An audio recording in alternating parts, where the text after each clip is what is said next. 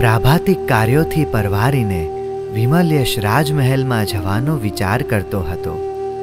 7-8 દિવસથી તે રાજસભામાં કે રાજમહેલમાં ગયો જ ન હતો.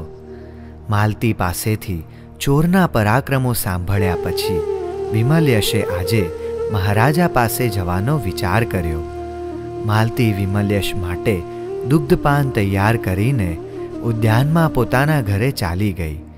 ઘરનું કામ ઝડપથી પતાવીને રાજમહેલમાં પહોંચી ગઈ હતી. ચોરના નવા ઉપદ્રવનો વૃત્તાંત જાણવાની એને તાલાવેલી હતી.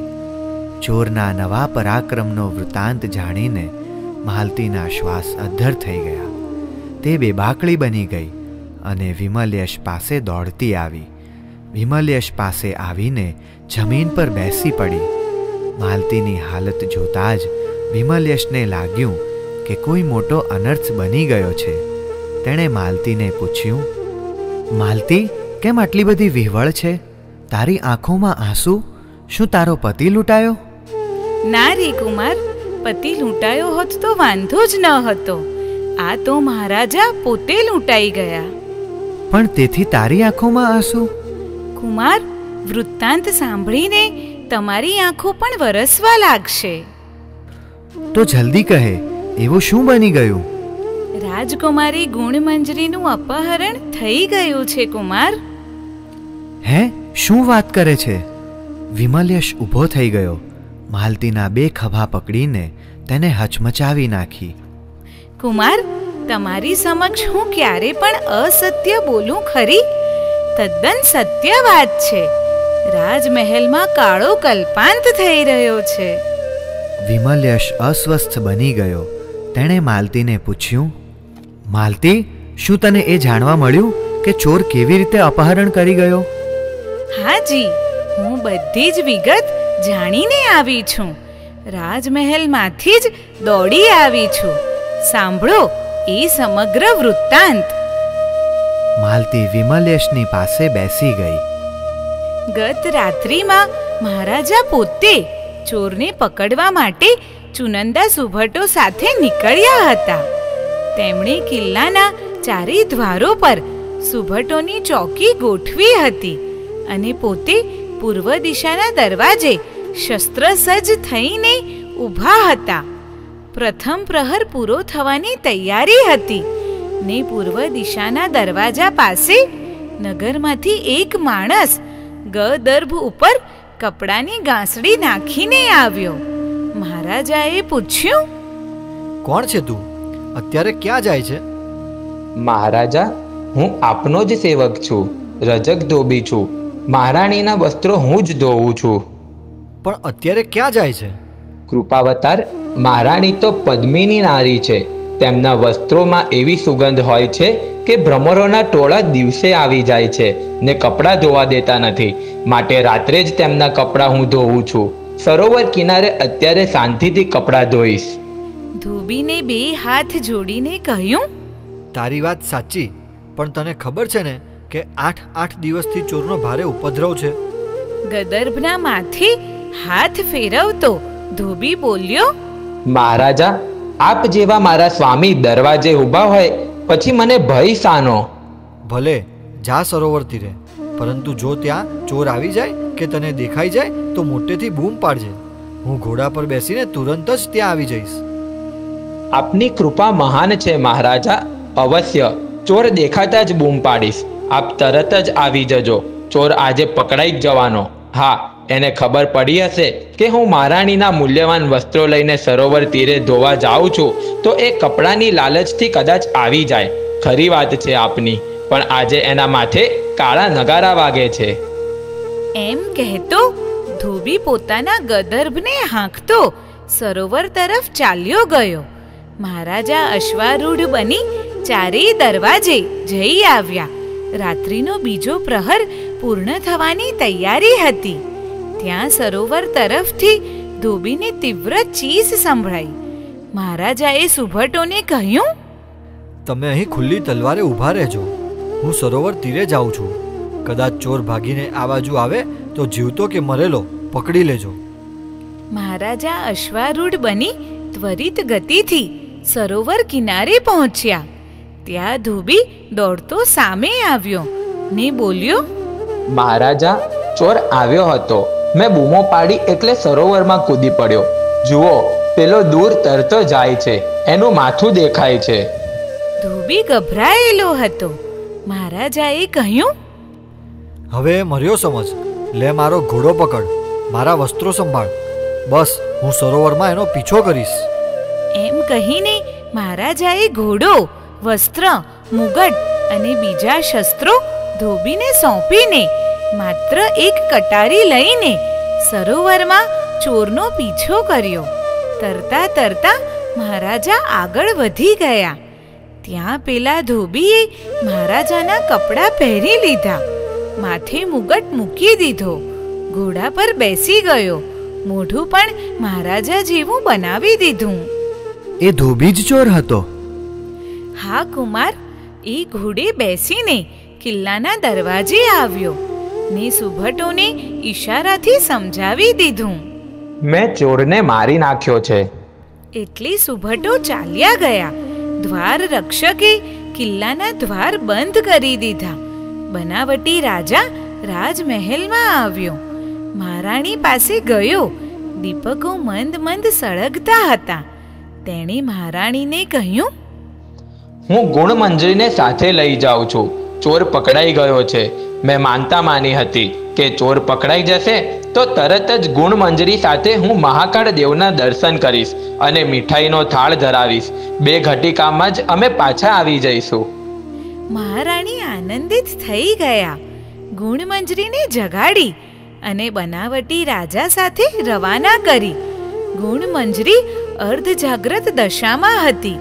રાજાની સાથે ઘોડા પર બેસી ગઈ અને ઘોડો પૂરપાટ નગરના પશ્ચિમ દ્વારેથી બહાર નીકળી ગયો. તો પછી સરોવરમાં પડેલા એ મહારાજાનું શું થયું? વિમલયશ ખૂબ ઉદ્વિગ્ન અને અશાંત થઈ ગયા.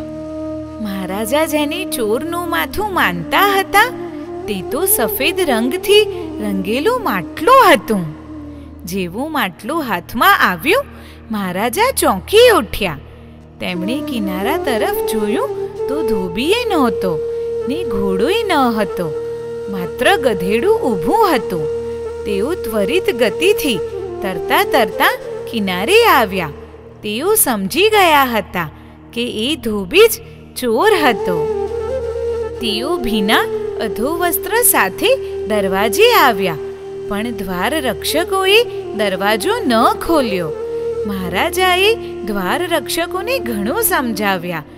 જે ઘટના બની હતી તે કહી સંભળાવી, પણ દ્વાર રક્ષકો કોઈ વાત માનવા જ તૈયાર ન હતા. આખી રાત મહારાજાએ કિલ્લાની બહાર વિતાવી. પ્રભાતે જ્યારે દ્વાર ખુલ્યા ત્યારે મહારાજા ચૂપચાપ રાજમહેલમાં આવી ગયા. પોતાના આવાસમાં જઈ બીજા વસ્ત્રો પહેરીને તેઓ મહારાણી પાસે ગયા. મહારાણીએ કહ્યું, તમે તો 2 ઘટિકામાં પાછા આવવાનું કહીને ગયા હતા ને આખી રાત વિતાવીને આવ્યા. ગુણમંજરી આવી ગઈ ને? શું વાત કરે છે? મહારાજા ભયથી ધ્રુજી ઉઠ્યા. કેમ? બીજો પ્રહર પૂર્ણ થઈ ગયો હતો, ત્રીજો પ્રહર ચાલી રહ્યો હતો, તે તમે આવીને મને કહ્યું. ચોર પકડાઈ ગયો છે ને હવે હું ગુણમંજરીને લઈને મહાકાળના મંદિરે જઈશ. મીઠાઈનો થાળ ચડાવવાની માનતા માની છે. રાજા રડી પડ્યા. અરે રે, મારી કુમારીને ચોર ઉપાડી ગયો. મહારાણીને મહારાજાએ જ્યારે બધી વાત કરી ત્યારે મહારાણી તો બેભાન થઈ ગયા. સમગ્ર રાજમહેલમાં ગુણમંજરીના અપહરણથી કાળો કેર વર્તાઈ ગયો છે. પછી મહારાજાએ શું કર્યું? એ હું જાણતી નથી. આટલી વાત સાંભળીને સીધી તમારી પાસે દોડી આવી છું કુમાર. વિમલયશ ઊભો થઈને વ્યગ્ર ચિત્તે ખંડમાં આટા મારવા લાગ્યો. માલતી મૂઢ બનીને વિમલયશને જોઈ રહી. તે ધીરેથી બોલી, કુમાર. વિમલયશે માલતી સામે જોયું. કુમાર, તમે જાદુઈ પંખો બનાવીને ભારેમાં ભારે તાવ ઉતારી શકો છો. તો શું એવો કોઈ જાદુ નથી કે રાજકુમારી જ્યાં હોય ત્યાંથી પાછી લાવી શકાય? વિમલયશે માલતીની આંખોમાં વેદનાભરી યાચના જોઈ. જોકે એના પોતાના હૃદયમાં અકથ્ય વેદના ઉભરાઈ હતી. ગુણમંજરી પ્રત્યેનો તીવ્ર સખ્ય ભાવ તેના અંતઃકરણમાં જીવંત હતો. માલતીના પ્રશ્નનો જવાબ આપે એ પહેલાં રાજમાર્ગ પર જોર જોરથી ઢોલ વાગી ઉઠ્યા. ત્યાર પછી એક રાજપુરુષની ઘોષણા થઈ. વિમલયશ દોડીને ઝરૂખે પહોંચી ગયો. બેના તટના નગરજનો સાંભળો, ભયંકર જુલમી ચોર રાજકુમારીનું અપહરણ કરીને ગયો છે અને જે કોઈ વીર પુરુષ રાજકુમારીને જીવતી પાછી લાવશે તેને મહારાજા પોતાનું અર્ધ રાજ્ય આપશે અને રાજકુમારી તેને પરણાવશે. વિમલયશ એક પળનોય વિલંબ કર્યા વિના મહેલમાંથી બહાર આવ્યો. ઘોષણા કરનાર રાજપુરુષ પાસે જઈને તેણે ઘોષણાને ઝીલી લીધી. જાઓ, તમે મહારાજાને જઈને કહો કે એ ચોર અને રાજકુમારીને કાલે પ્રભાતે મહારાજાના ચરણોમાં હાજર કરીશ. માલતીના આનંદનો પાર ન રહ્યો. વિમલયશ મહેલમાં આવ્યો. માલતીએ વિમલયશના ઉવારણા લીધા. માલતી, તું અહીં રહેજે, હું રાજમહેલે જાઉં છું. મહારાજા કરતાંય વધુ આશ્વાસનની જરૂર છે મહારાણીને. હા હા કુમાર, મહારાણીને જઈને આશ્વાસન આપો, નહીતર એ રાણીના પ્રાણ નીકળી જશે. ગુણમંજરી તો રાણીને પ્રાણ કરતાંય અધિક વહાલી છે. વિમલયશ ત્વરિત ગતિથી રાજમહેલમાં આવ્યો. રાજમહેલમાં વિમલયશની જ વાતો થઈ રહી હતી. મહારાજાની ઘોષણા વિમલયશે ઝીલી છે. આમ જાણીને કોઈ પ્રસન્ન થયા છે તો કોઈ ભયભીત થયા છે. વિમલયશ સીધો અંતઃપુરમાં પહોંચી ગયો. મહારાણીએ ભાન ગુમાવેલું હતું. મહારાજા આક્રંદ કરી રહ્યા હતા. મંત્રીઓ કર્તવ્ય મૂઢ બનીને બેઠા હતા. વિમલયશે મહારાજાને પ્રણામ કરીને કહ્યું, હે કૃપાવંત, આપ ધૈર્ય ધારણ કરો, સ્વસ્થ બનો. આવતીકાલે પ્રભાતે ગુણમંજરીને આપની સમક્ષ હાજર કરીશ.